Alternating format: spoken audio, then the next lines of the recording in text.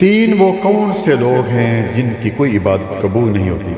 چنانچہ صحیح الجامع کی روایت 3065 اور سلسلۃ صحیحہ میں 1785 رسول اللہ صلی اللہ علیہ وآلہ وسلم نے فرمایا کہ تین لوگوں کی نہ نفل عبادت قبول ہوتی ہے اور نہ فرض عبادت قبول ہوتی ہے، اور اللہ تعالیٰ قیامت کے دن ان کی مالی یا بدنی کسی بھی عبادت قبول نہیں کرے گا۔ نمبر 1، عاقب، والدین کا نافرمان۔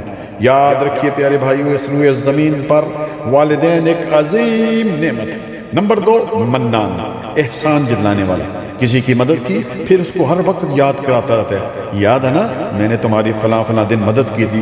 احسان جتلانے سے انسان کے اعمال بھی ضائع ہو جاتے ہیں۔ اور نمبر 3، تقدیر کو جھٹلانے والا، اچھی اور بری تقدیر پر جو ایمان لانا ایمان کا حصہ ہے۔ تو ان تین آدمیوں کی کوئی بھی عبادت اللہ تعالیٰ کے ہاں قبول نہیں ہوگی۔